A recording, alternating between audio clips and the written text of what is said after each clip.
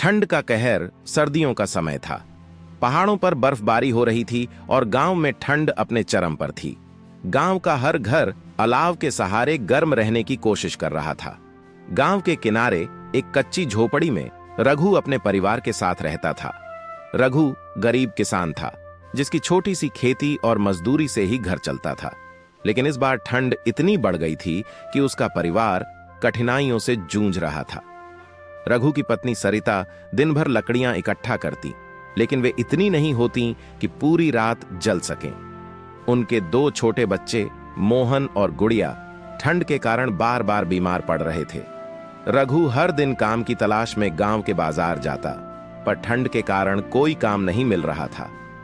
एक रात ठंड अपने चरम पर थी। झोपड़ी के अंदर अलाव जल रहा था, लेकिन लकड़ियां खत्म होने को थीं। बच्चे कांप रहे थे। सरिता ने रघु से कहा, कुछ करो, नहीं तो बच्चों को कुछ हो जाएगा। रघु ने तय किया कि वह गांव के मुखिया के पास मदद मांगने जाएगा।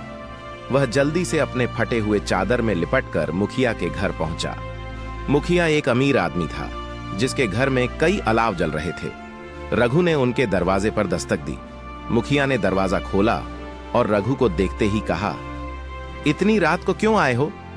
रघु ने हाथ जोड़कर कहा, मुखिया जी, हमारे पास लकड़ियां खत्म हो गई हैं। बच्चे ठंड में कांप रहे हैं। अगर आप थोड़ी लकड़ियां दे दें तो हम बच जाएंगे। मुखिया ने कुछ देर सोचा और फिर ठंडे स्वर में कहा, रघु, मैंने तुम्हें पहले ही कई बार मदद दी है। अब मैं और नहीं दे सकता। खुद मेहनत करो और अपने परिवार का ख्याल रखो। मुखिया का जवाब सुनकर रघु का दिल टूट गया। वह खाली हाथ लौट आया, लेकिन रास्ते में उसे अपने गांव का एक बुजुर्ग किशन बाबा मिला। बाबा ने पूछा, क्या हुआ रघु, इतने परेशान क्यों हो?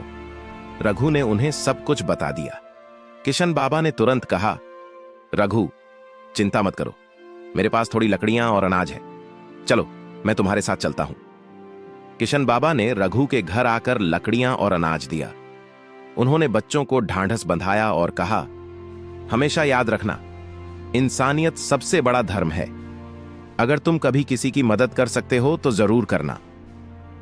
अगले दिन रघु ने गांव वालों से इस घटना का जिक्र किया। धीरे धीरे गांव के बाकी लोग भी उनकी मदद के लिए आगे आए। उन्होंने रघु के परिवार को कपड़े, खाना और लकड़ियां दी। मुखिया को जब यह बात पता चली तो उसे अपनी गलती का एहसास हुआ।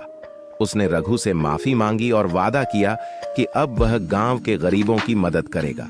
इस कहानी से हमें यह सीखने को मिलता है कि किसी की मुश्किल घड़ी में मदद करना सबसे बड़ा पुण्य है। दया और करुणा हमें इंसान बनाती है और जरूरतमंदों की मदद करना हमारा कर्तव्य है।